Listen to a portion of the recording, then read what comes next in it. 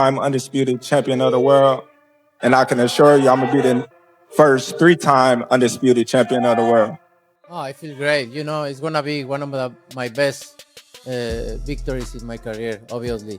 He's a great fighter. He's a legend. But, you know, it's going to be good for my books. I'm all about making history.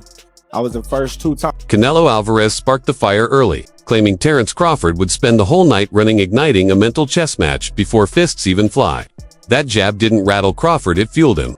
He's not just chasing a win, he's chasing legacy, the first 3-division undisputed champion in boxing history. Now, this clash isn't just business, it's war. Even while calling Crawford a legend, Canelo couldn't resist twisting the knife, insisting Bud would run again. It wasn't trash talk, it was psychological warfare. Every word, a setup before the first bell. I feel great. You know, it's going to be one of my best victories in my career, obviously. He's a great fighter. He's a legend. But, you know, it's going to be good for my book. TerenceCrawford.com, as ever, walked through the noise with that silent killer energy. Already undisputed in 2 weight classes, he's gunning for greatness again, and this time, he's dead serious. He gave Canelo his flowers, but when talk turned to the fight, his tone flipped as cold and locked in. Bud's not just stepping in to trade punches, he's showing up to shut down doubters, make history, and prove that greatness isn't just claimed, it's earned in blood. I respect Canelo, just like I respect every one of my other opponents before Canelo. But once it get close to that time, you know what I mean, it's time to go to work, you know? And when we go to work, I know what comes after that. All about making history. I was the first 2-time undisputed champion of the world, and I can assure you I'm going to be the first 3-time undisputed champion of the world. Canelo stayed stone-faced when labeled a legend, brushing it off like old news. My record speaks, he said, cool and collected. But the moment Crawford's name entered the convo, everything changed. His tone turned sharp, his energy switched. There was no dancing around it. Canelo's message was clear. He's ready to crush Crawford, regardless of hype, odds, or storyline. Victories in my career, obviously. He's a great fighter. He's a legend. But, you know, it's going to be good for my books. Go ahead, sir. Dana, you followed boxing so closely for decades. Former champ Mikey Garcia brought a dose of real talk, questioning how Crawford will respond once Canelo starts landing bombs. He wasn't disrespectful, just honest. If Canelo connects clean, Bud might not run, but he'll have no choice but to move just to stay in the fight. Garcia didn't downplay the danger. Canelo hits like a truck, but he also gave Crawford credit. If Bud pulls off this win, he doesn't just add a belt, he enters the GOAT conversation, no questions asked. From Canelo, one of those uppercuts from Munguia or those... He could get dropped, or he feels it enough to be like, fuck this, I'm boxing. And goes on the bicycle and turns southpaw for the rest of the night. And I wouldn't blame him either. Fuck it, you're gonna go in there and collect the fucking paycheck at that point. Right. You're not gonna go get hurt. Right. What good is it to get fucking 20, 30 million if you are fucking hurt physically, end up in the hospital and hurt just physically, life-changing, you know, you don't want that shit. But you think Canelo could hurt him? Or it could be life-changing? Sure, he's that big, fool. One punch could fucking knock him out bad enough to hurt his eye socket or detached retina. You never fucking know. Right. So no one wants that shit. Crawford said if he beats him, he's in the top 3 GOATs of all time. Oh, for sure. If Crawford beats Canelo, then for sure, give him all the fucking props in the world, bro. And he actually does have a chance. It's not like Then came YouTuber and boxing analyst Showbiz, tossing a bold question into the fire. Can Canelo's legendary chin really handle Crawford's razor-sharp precision? He wasn't just hyping booty, was warning everyone. Crawford doesn't just punch hard, he punches with sniper-level accuracy. One clean shot, game over. Showbiz didn't just poke holes in the Canelo myth, he dared fans to imagine the impossible. Crawford knocking out the iron-chinned king. I had, which I didn't ask before, because Canelo's chin is one of the greatest chins in history. But looking at the size of Crawford, if he can keep his speed, he's definitely going to keep his timing. He's definitely going to keep his accuracy. Crawford is a knockout artist. The reason why Crawford is a knockout artist is because of his hand-eye coordination, accuracy, and timing. He hits you with shit that you're not expecting. That shit that he hit Errol Spence with, he didn't expect it. That's why he dropped. Same thing with Kell Brook. He's going to hit Canelo with something weird. Canelo ain't going to be able to roll out of it because Crawford's timing is different. Canelo's going to get hit with flush. But the thing is, Berlanga hit Canelo flush after the bell. So that lets you know what kind of chin he has. I'm just saying, can he stymie? Can he bell ring Canelo a little bit? Can he sting him a bit to make Canelo not tank? Crawford didn't blink. He stepped straight up and made it crystal clear. Canelo is the man he wants, and he wants him now. He called Alvarez the last standing legend from a golden era. And while he gave him respect, Bud stood firm. This isn't about admiration, it's about legacy. Crawford declared this is his time. If he takes out Canelo, it won't just be a WI2, be the moment that defines everything he's fought for. Because, like I said, he the last great fighter amongst the era that surpassed us. You know, the Floyd, the Pacquiao, the De La Hoya. We both came up in that era, and he was right there with those fighters, and he got the chance to fight the Miguel Cottos, the Floyd Mayweathers, and you know, the Kovalevs and Triple Gs, and I wasn't able to get those mega fights, you know, so this is my mega fight, this is my moment, and that's the reason why I want to fight. But not everyone bought the dream. Rapper Lil Yachty jumped into the mix, backing Canelo hard and tossing serious shade at Crawford's chances. He raised the alarm about Bud leaping up 3 full weight classes with no rehydration clause. The sport rarely forgives. Yachty didn't mince words. Canelo's size alone could be enough to break Bud down, regardless of skill. Who you like in this fight? Canelo. Why? Because Bud had to move up 3 classes? Yes. And in the history of boxing, I've never seen anybody move up 2 classes and be successful. Well, Roy did. I mean, but not in one jump. Not in one leap. Right, you're right. It was here, right. Light, heavyweight, fight a few fights, right. Okay, heavyweight. Mm-hmm. We talking about he just fought 147 one fight ago. Right. And then you gonna fight at 168? Yeah. Did he fight his last fight at 54? Yes, just one fight right. though. And so now he'd go from 54 to 60 to 68. Right. And then he don't have a rehydration clause, so Canelo might be 180. 185, 190. 190. Right. You think he thinks he can outbox Canelo? I think he can outbox Canelo too until he get hit. Trainer Mark Tibbs added fuel to that fire, echoing the size concern. While he admitted Crawford had the slicker moves and cleaner style, he warned that the weight difference could be the real fight changer. But Tibbs wasn't all doomed for booty. Offered a sliver of hope. If anyone could flip the script, he said, it would be Crawford because sometimes timing and smarts beat raw power. I fancied Terence Crawford, yeah? But the weight, I'm leaning toward Canelo. Because, you know, I think it's going to suit Canelo more, the weight advantage. But, you know, I wouldn't be surprised if Terence Crawford won. And I wouldn't be surprised if Canelo won. Not sitting on the fence. It's just that. But if I have to lean towards someone, it would be Canelo because of the weight's going to suit him. Veteran trainer Abel Sanchez didn't bother with niceties. He called the whole matchup flat out ridiculous. Sure, Crawford might dance and dazzle early on, but Sanchez made it clear that won't last once Canelo starts smashing the body. The size gap, too much. The power, even worse. In Sanchez's eyes, every thudding Canelo punch will drag Crawford one step closer to a painful, punishing defeat. I think that Crawford is too small. Canelo is, in my opinion, the face of boxing right now. I think that look at his resume. I think it's a good fight for a little while. Crawford's hand speed will, just like when Golovkin fought Kell Brook, the hand speed was evident at the beginning of the fight. But as the fight goes on, Canelo's going to start pounding on him, and I think that the fight ends somewhere between the 9th and 12th round. You really feel because of the size difference, he can stop Crawford? Well, absolutely. I think that anything Canelo hits him with is going to hurt him. He won't be able to catch him early because, like I said, the speed and the foot speed and the hand speed. And Crawford's a heck of a fighter at his own weight. 54, when he fought Madrimov in his last fight, showed us that he can't really, the weight makes a difference. I don't care how much weight he gains and how much he does to try to get up to that level, 168. Backing that warning was Kell Brook, a man who learned the hard way what jumping weight really costs. He spoke from experience facing elite fighters. When you're not built for the weight is no joke. Brook wasn't sure Crawford could slip and slide away from Canelo's pressure for 12 full rounds. He gave Bud credit for his craft but reminded everyone, he's no Mayweather. He doesn't run all night. And against Canelo, that might be a big mistake.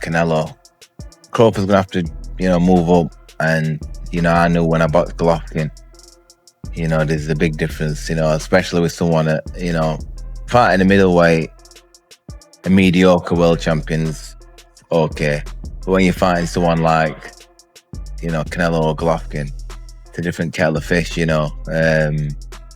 I have to lean towards Canelo, but, you know, Crawford's very, very, very good. I think when we look back at Mayweather when he beat Canelo, he's a mover. He's more. Crawford's not really like Mayweather in that aspect. He's more. You know, he kind of sets his feet.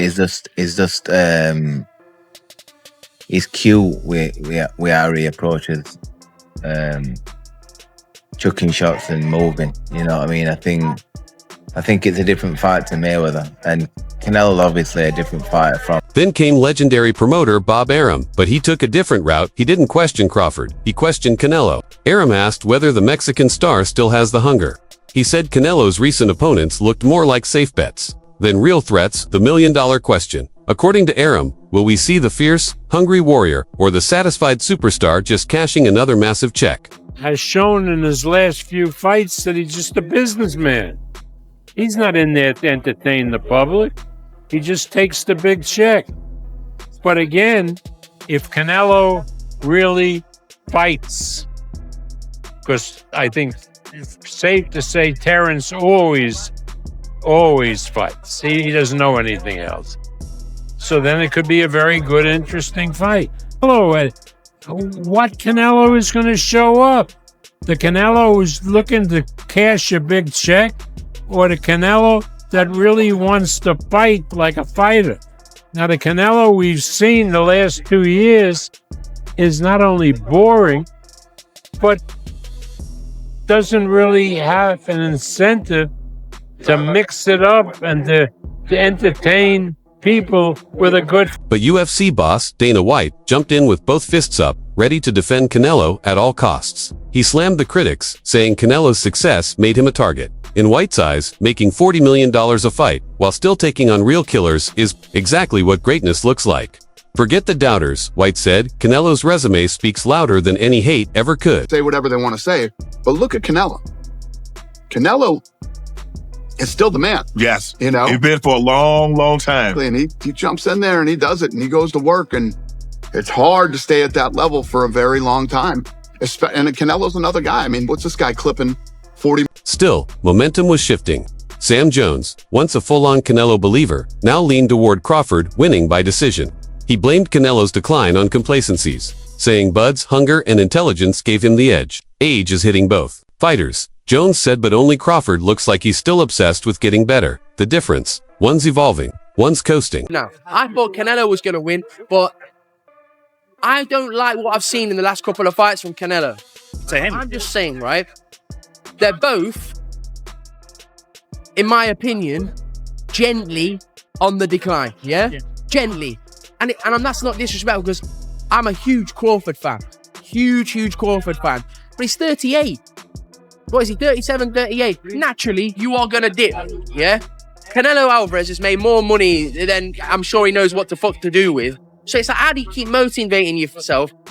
Crawford's going to be shocked. I just have a sneaky feeling, and by the way, I will probably contradict myself before these fucking knobheads start saying, he said this.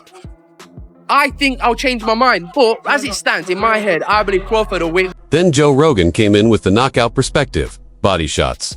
Rogan didn't sugarcoat it. Canelo's liver punches aren't just powerful, they're paralyzing. One clean shot to the ribs can end the night, no matter how skilled you are. Rogan made it plain. Crawford might be slick, smart, and surgical, but none of that matters if Canelo digs one to the body. One shot, and it's game over. As body shots, like maybe there's a video we could look. He's got a beautiful one where he steps in and just rips that left hook to the liver, and just your body just goes ding. It just shuts down. It's the weirdest feeling, man. It's like your legs stop working, everything stops working. Your whole body just seizes up. Trainer Derek James brought a different kind of heat. He said the key isn't power or size. It's Crawford's bulletproof mindset. Unlike Canelo's past rivals, Crawford won't mentally fold. James warned this could come down to razor-thin timing. Canelo has to land a perfect bomb or risk drowning in Bud's lightning-fast combos. Then Eddie Hearn, usually tight-lipped, shocked everyone by leaning toward Crawford not because Canelo's done, but because Crawford's aura is exploding. Hearn said Bud's slick, ever-changing style could turn the ring into a thinking man's war chess match with fists. Crawford in the fight, or has your opinion changed?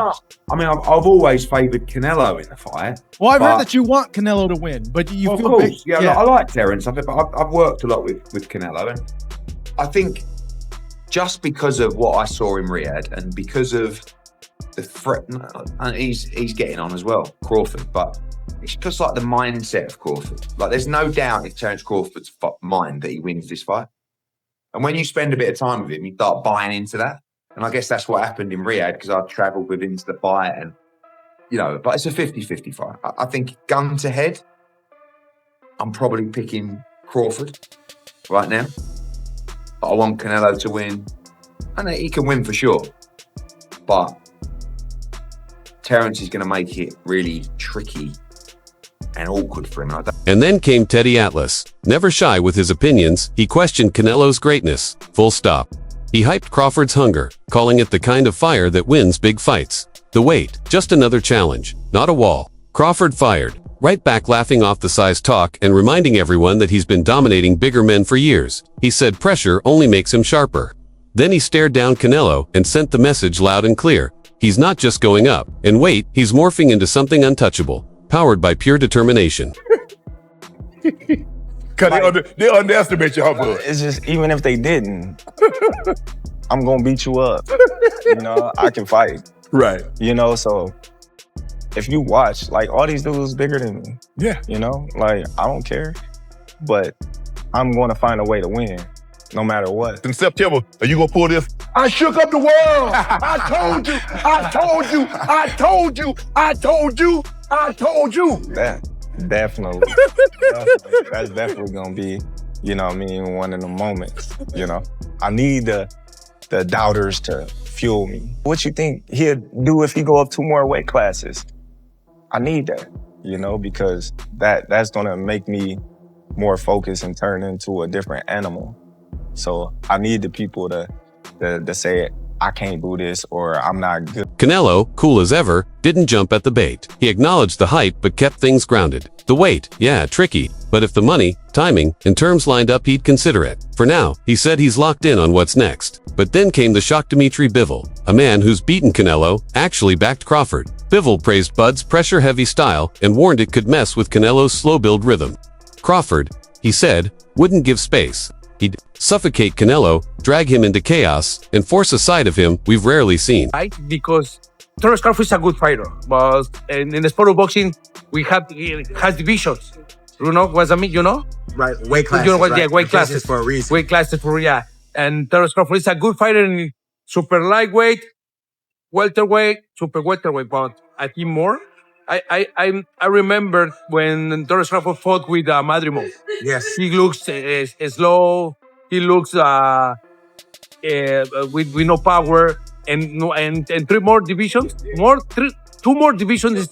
I think it's a top fight for Terence Crawford. But Terence Crawford is a great fighter. He has a great defense. He has a good combination punches. But I think the weight class is no. Juan Manuel Marquez, one of boxing's finest minds, came in with real talk, walking the line between praise and caution. He saluted Crawford's smooth defense and pinpoint shots, but threw a big flag on the weight jump. Marquez said, ignoring, Crawford's talent is dumb, but acting like size doesn't matter at this level. That's worse. He made it clear, this fight is genius versus danger, and no detail can be overlooked.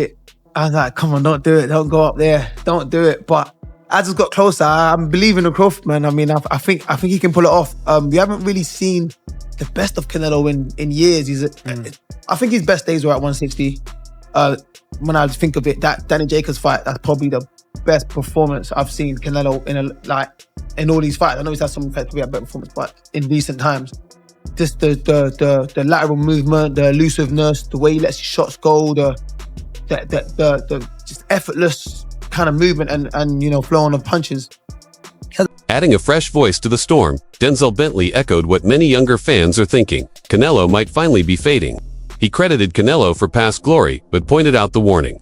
Signs things haven't looked elite since he hit 168. Bentley reminded everyone Canelo's last flawless outing was at 160 versus Danny Jacobs. Now, he sees this fight as a collision one where raw power and razor IQ will go to war. And when the smoke clears, we'll find out who's still the truth and who breaks first.